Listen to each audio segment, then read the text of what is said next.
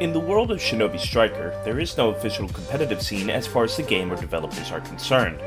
Instead, we as creators and players have to rely on ourselves in order to make our own leagues, spread the word, and of course, create our own rules.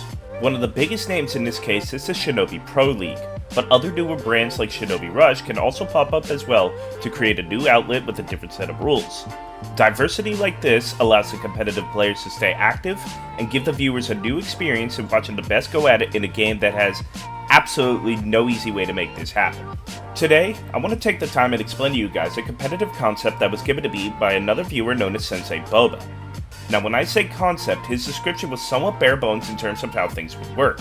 But after I took the time to figure out a way to expand that idea, I feel I have come up with a definitive set of rules that would bring a new era to the competitive scene for Shinobi Striker. An age where some moves are more important than the ones you create on the battlefield or the allies you choose to bring with you in your quest to be the top players of the league. Of course, a league like this would need to have a badass name that sticks out in your mind that gives you a small idea of what's to come. I believe I have that name. The Ninja World Cup. The Ninja World Cup, or NWC, currently has no plans on becoming a real thing. I have no idea how I'd be able to organize or get the word out for such an event, much less have it brought to the channel for all of us to see. If anyone would want to help out in such a way, do feel free to reach out to me. Twitter, Discord, YouTube, I'm fairly easy to get a hold of. Now, while I may not have the means to make this league a reality, I do have the rules in mind that could truly make this league unique compared to all others you have seen so far. These rules somewhat follow other team-based games with major competitive scenes like Overwatch, League of Legends, and Smite. The NWC will be comprised of multiple single-stage matches in the beginning rounds, with later matchups going to best of 3 and the championship match being a best of 5. Teams will consist of 4 players and potentially 1 substitute if it is deemed necessary. Before we begin with the match, a ban phase would begin. This ban phase is what makes the matches more interesting as each choice is a ban for both teams. Each team will go through 5 jutsu bans, 1 in each of the 4 classes and a 5th one of their choice. After that, a single substitution will be banned for each team. After that, 2 ultimates are selected each. From there, a choice of 1 ninja tool is chosen. We then end with the choice of 1 weapon being banned as well.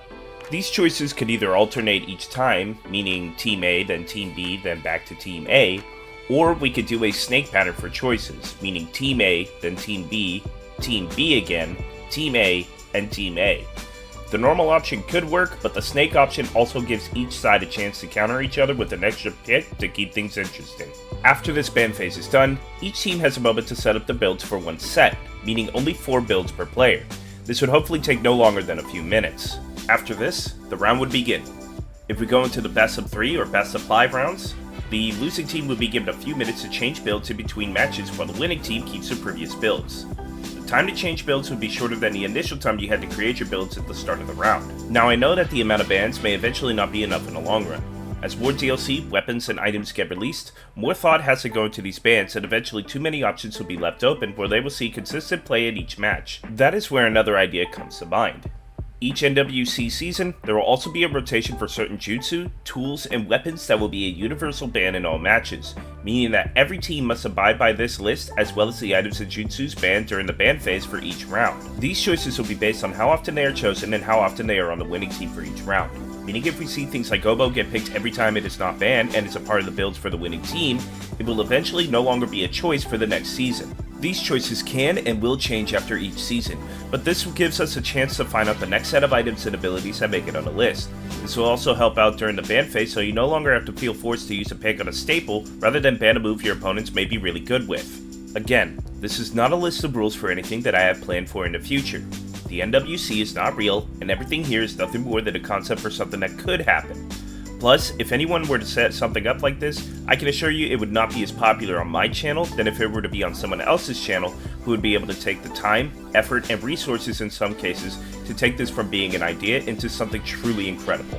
As it stands right now, work takes up a good portion of my time, and outside of work, I make attempts to create new content for my channel at least once a week, be it build videos based on characters outside of Naruto, weekly streams, or discussion videos like this one. I just wanted to take a stab at coming up with an idea that hopefully others would enjoy. If you made it this far, I want to thank you for watching the video. If you haven't already done so, make sure to like this video, hit that subscribe button, and turn on the bell so you'll always be notified anytime I upload or stream in the future. With that being said, I'll see you in the next video, the next stream, whatever it may be. Peace out!